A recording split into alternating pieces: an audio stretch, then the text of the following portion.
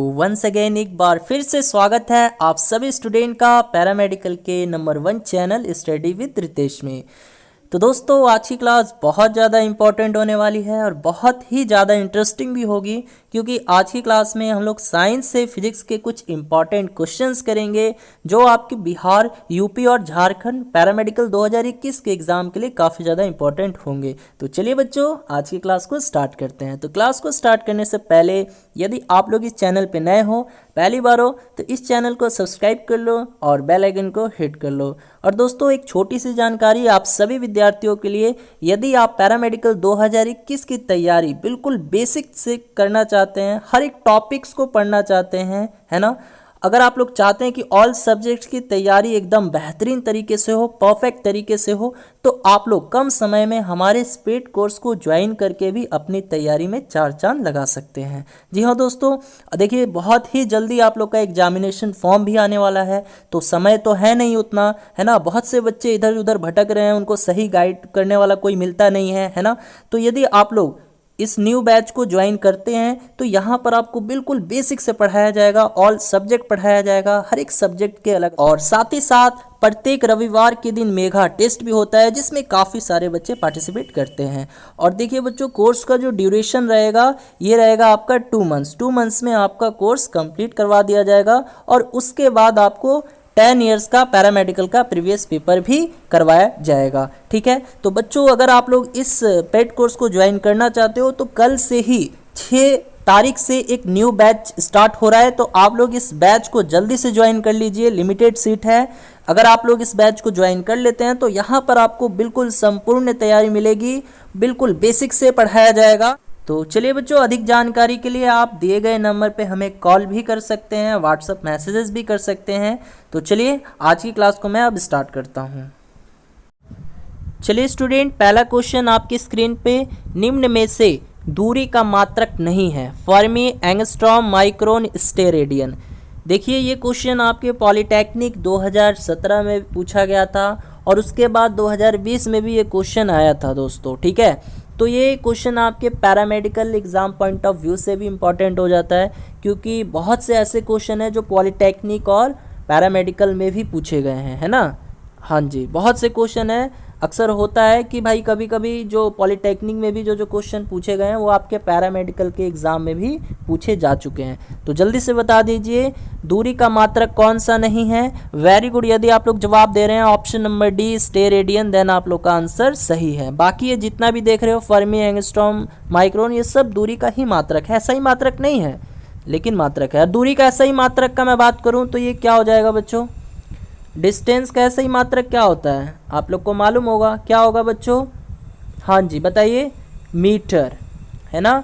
दूरी का ऐसा ही मात्रक क्या होता है, मीटर होता है। अब देखिए, अब यदि प्रश्न ऐसे पूछे कि दूरी मापने की सबसे न्यूनतम इकाई क्या होती है, दूरी मापने की सबसे न्यूनतम इकाई क्या होती है, तो वो होती है फर्मी। याद रखना, दूरी मापने की सबसे न्यूनतम इकाई फर्मी होती है। और दूरी मापने की सबसे बड़ी इकाई, दूरी मापने की सबसे बड़ी इकाई वो क्या होती है बच्चों, तो वो होती है पारसेक। ठीक है, हाँ जी, क्या मैं बताया, दूरी मापने की सबसे न्यूनतम इकाई फर्मी, दूरी मापने की सबसे बड़ी इकाई, सबसे महत्तम इकाई पारसेक होता है। ठीक है, और देखिए एक क्वेश्चन आपके पैरामेडिकल में पूछा था कि भाई 1 एंगस्ट्रॉम ये कितने मीटर के बराबर होता है, बता दीजिए, पूछा गया है ये क्वेश्चन, 1 एंगस्ट्रॉम ये कितने मीटर के बराबर होता है। तो आपको मालूम होना चाहिए बच्चों 10 का पावर -10 मीटर के बराबर होता है। ठीक है, बात करेंगे माइक्रोन, तो देखिए कभी कभी पूछ लेता है कि 1 माइक्रोमीटर, जी हाँ दोस्तों 1 माइक्रोमीटर जो है ये कितने मीटर के बराबर होता है। तो बच्चों याद रखना है ये होता है 10 के पावर -6 मीटर के बराबर, है ना। 1 माइक्रोमीटर जो है ये 10 का पावर -6 मीटर के बराबर होता है। ठीक है, तो हाँ जी, ऑप्शन देखिए इस क्वेश्चन का जो आंसर होगा, दूरी का मात्रक नहीं है, कौन सा नहीं है, स्टेरेडियन। ठीक है, स्टेरेडियन जो है किसका मात्रक होता है, ये बच्चों मात्रक होता है ठोस कोण का, सॉलिड एंगल का, है ना, सॉलिड एंगल का ये स्टेरेडियन मात्रक होता है, ऐसा ही मात्रक होता है। ठीक है, चलिए बढ़ते हैं अगले क्वेश्चन की तरफ। चलिए बच्चों अगला क्वेश्चन आपकी स्क्रीन पे पारसेक मात्रक है, समय का, दूरी का, आवृत्ति का, कोणीय त्वरण का। अभी मैंने बताया था बच्चों पार्सेक जो है ये किसका मात्रक होता है, किसका यूनिट होता है। जल्दी से जवाब दीजिए, तो जल्दी से बता दीजिए। अभी मैंने ये क्वेश्चन का आंसर बताया था, तो वेरी गुड। यदि आप लोग जवाब दे रहे हैं ऑप्शन नंबर बी, देन आप लोग का आंसर सही है। तो पार्सेक जो है मात्रक होता है किसका, दूरी का, है ना। तो दूरी का सबसे बड़ा मात्रक है कौन, पार्सेक, है ना। मैंने क्या बताया था अभी, दूरी मापने की जो सबसे बड़ी इकाई होती है वही पार्सेक होती है, ठीक है। बात करेंगे समय, समय का ऐसा ही मात्रक क्या होता है बच्चों, सबको मालूम होगा क्या होता है, सेकंड होता है ना। समय का ऐसा ही मात्रक क्या होता है, सेकंड होता है। आवृत्ति का ऐसा ही मात्रक, फ्रीक्वेंसी का ऐसा ही मात्रक क्या होता है, हर्ट्ज होता है, हर्ट्ज, जिसका सिंबल क्या होता है, HZ होता है, ठीक है। अब बात करेंगे कोणीय त्वरण, कोणीय त्वरण के बारे में, यानी जिसको हम लोग एंगुलर एक्सलरेशन भी कहते हैं इंग्लिश में। तो इसका ऐसा ही मात्रक क्या होता है, तो ये होता है रेडियन पर सेकेंड स्क्वायर, रेडियन पर सेकेंड स्क्वायर होता है कोणीय त्वरण का ऐसा यूनिट, ठीक है, याद रखना है। चलिए बढ़ते हैं अगले क्वेश्चन की तरफ। चलिए स्टूडेंट, अगला प्रश्न है, वेग समय ग्राफ का क्षेत्रफल बताता है। वेग समय ग्राफ का जो क्षेत्रफल है वो क्या बताता है, प्रारंभिक वेग, त्वरण, अंतिम वेग या विस्थापन। यानी वेलोसिटी और टाइम का जो ग्राफ है उसका एरिया क्या बताता है, इनिशियल वेलोसिटी, एक्सलरेशन या फाइनल वेलोसिटी या डिस्प्लेसमेंट। जी हाँ दोस्तों, जल्दी से जवाब दीजिएगा। Very good. तो देखिए जिन भी बच्चों का आंसर ऑप्शन डी है, हाँ जी ऑप्शन डी विस्थापन, उन बच्चों का आंसर सही है। तो आपको याद रखना है कि वेग समय ग्राफ का जो क्षेत्रफल है वो विस्थापन को बताता है। बच्चों आप लोग को मालूम भी होगा कि वेग बराबर विस्थापन बटा समय होता है, ये तो आप लोग को मालूम ही होगा। Velocity is equal to displacement upon time. तो अब देखिए यदि मैं आपसे पूछूं यहाँ से विस्थापन ये क्या हो जाएगा, तो आप लोग बोलिएगा ना कि विस्थापन बराबर में वेग इंटू समय, इसको ऐसे बोल सकते हैं आप लोग, है ना। तो यहाँ से देखिए वेग और समय, वेग और समय के द्वारा जो क्षेत्रफल प्राप्त होता है ग्राफ से उसको क्या कहते हैं बच्चों, हम लोग विस्थापन कहते हैं, ठीक है। तो यही क्वेश्चन था कि वेग समय ग्राफ का क्षेत्रफल क्या बताता है, तो ये विस्थापन को बताता है, डिस्प्लेसमेंट को बताता है। चलिए बढ़ते हैं अगले प्रश्न की तरफ। तो चलिए स्टूडेंट, अगला प्रश्न है, निम्न में से सदिश राशि है, सदिश राशि आपको बताना है, यानी वेक्टर क्वांटिटी के बारे में बताना है। इसमें से कौन सी वेक्टर क्वांटिटी है, कौन सदिश राशि है। ऑप्शन है द्रव्यमान, दूरी, चाल, बल। जल्दी से बता दीजिए, बहुत बार बता चुका हूँ, बहुत बार मैं बता चुका हूँ बच्चों सदिश राशि कौन कौन सी होती है, अदिश राशि कौन कौन सी होती है। तो वेरी गुड, हाँ जी। तो यदि आप लोग जवाब दे रहे हैं ऑप्शन नंबर डी, देन आप लोगों का आंसर सही है। तो यहाँ फोर्स जो है वो क्या है, वो वेक्टर क्वांटिटी है। बाकी ये जो द्रव्यमान देख रहे हो, दूरी देख रहे हो, चाल देख रहे हो, ये सब क्या है बच्चों, तो ये सब आपका अदिश राशि है, यानी ये सब स्केलर क्वांटिटी है, ठीक है, ठीक है। तो ये सब मैं बता चुका हूँ, बहुत बार बता चुका हूँ। इसका एक ट्रिक भी मैं बताया था, उसका दाल MSc से आता है, अब बेबी त्वं भसो, याद आ रहा है कुछ। अगर आप लोग मेरा क्लास रेगुलर करते होंगे तो ये सब मैं ऑलरेडी डिस्कस कर चुका हूँ, लेकिन चलिए एक बार मैं फिर से बता देता हूँ सदिश राशि कौन कौन सी होंगी, उसका ट्रिक क्या कहता है। तो देखिए इसका ट्रिक कहता है, अब वेबी त्वं भांस, अब वेबी त्वं भांस। देखिए ध्यान से समझना है, देखिए अ से क्या हो जाएगा बच्चों, आवेग हो जाएगा, आवेग। ब से क्या हो जाएगा, बल हो जाएगा। वे से क्या हो जाएगा, तो ये वेग हो जाएगा। वी से क्या हो जाएगा, विस्थापन हो जाएगा, है ना। और त्व से त्वरण हो जाएगा ये पूरा, तो एक्सलरेशन जिसको कहते हैं हम लोग, ठीक है। और इसके बाद भा से क्या हो जाएगा बच्चों, ये आपका भार हो जाएगा। और स से संवेग हो जाएगा, संवेग, मोमेंटम जिसको कहते हैं, ठीक है। तो ये सब मैं बता चुका हूँ बच्चों। देखिए अ से आवेग जिसको इम्पल्स कहते हैं, ब से बल जिसको फोर्स कहते हैं, और वे से वेग जिसको वेलोसिटी कहते हैं, और वी से विस्थापन जिसको डिस्प्लेसमेंट कहते हैं। त्व से त्वरण जिसको एक्सेलरेशन कहते हैं, भा से भार जिसको वेट कहते हैं, और स से संवेग जिसको मोमेंटम कहते हैं। ठीक है, चलिए बढ़ते हैं अगले प्रश्न की ओर। चलिए अगला क्वेश्चन है, सघन माध्य से परावर्तन पर कलांतर होता है, कितना होता है? π/4, π/2, पाई या 2 पाई? जल्दी से जवाब दीजिएगा, जल्दी से। सघन माध्य से परावर्तन पर जो कलांतर होता है वो कितना होता है बच्चों? तो वेरी गुड, यदि आप लोग जवाब दे रहे हैं ऑप्शन नंबर सी, देन आप लोगों का आंसर सही है ना?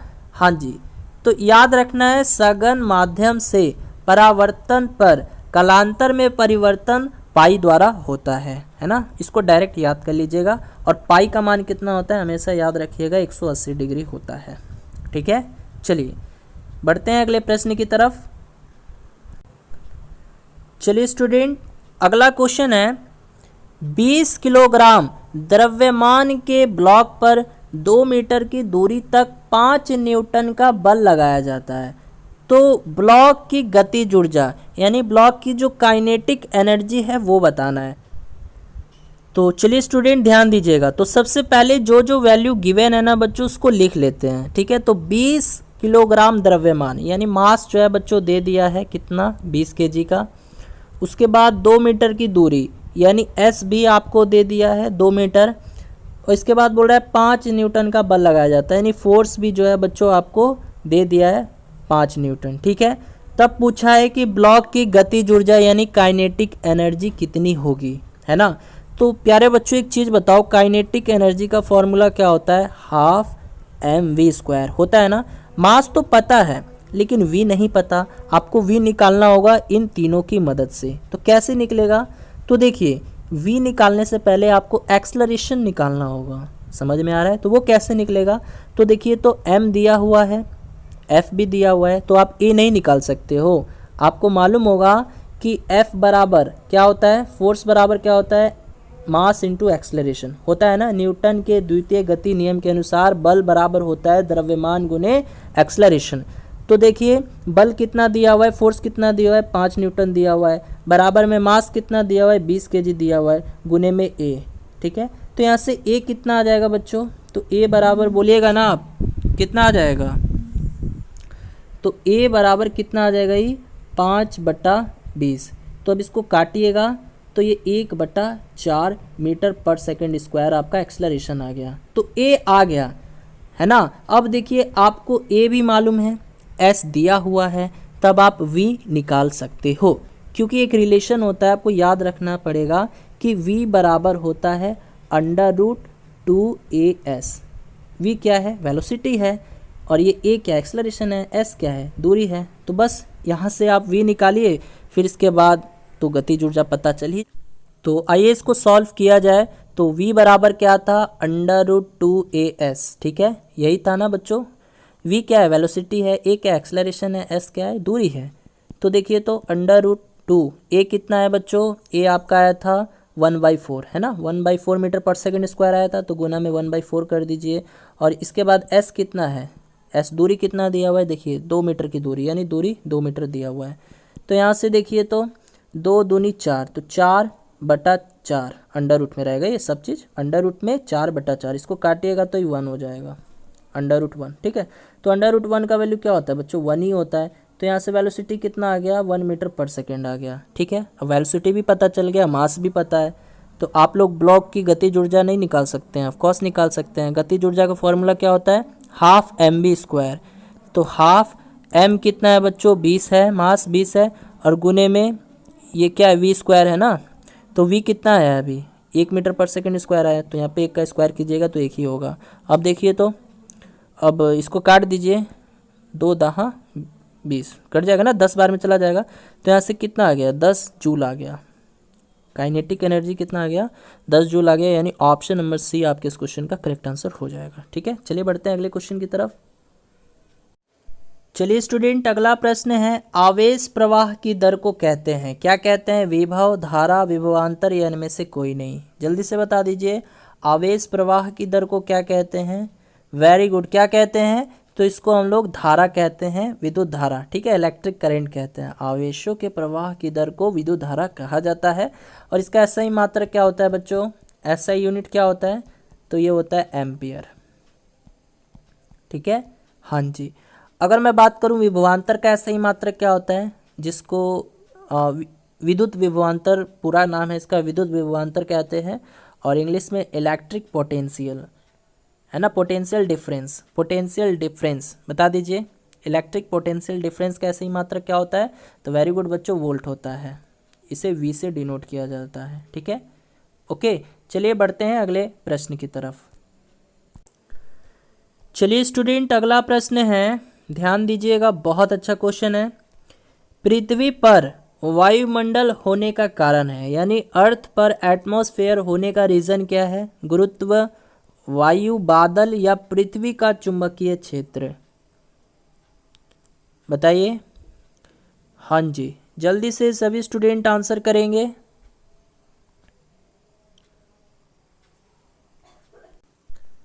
तो वेरी गुड, यदि आप लोग जवाब दे रहे हैं ऑप्शन नंबर ए यानी गुरुत्व, देन आप लोगों का आंसर सही है ना। तो बच्चों याद रखना है, पृथ्वी जो है वायुमंडल को गुरुत्व द्वारा बांधे रखती है, यानी ऐसे भी बोल सकते हैं कि वायुमंडल की उपस्थिति, वायुमंडल की जो उपस्थिति है वो गुरुत्व की वजह से ही है ना। चलिए स्टूडेंट, अगला प्रश्न है, यदि वस्तु का द्रव्यमान दोगुना कर दिया जाता है तो गतिज ऊर्जा होगी आधी, दोगुनी, एक चौथाई या इनमें से कोई नहीं। तो देखिए बच्चों, गतिज ऊर्जा का फॉर्मूला क्या होता है, काइनेटिक एनर्जी, ये बराबर होता है हाफ mv², ठीक है। तो इसको समीकरण 1 मान लीजिए। अब बोल रहा है ना कि मास जो है उसको दोगुना कर दिया जाता है, द्रव्यमान को दोगुना कर दिया जाता है, तो यहाँ से क्या लिखिएगा, ke- बराबर में हाफ।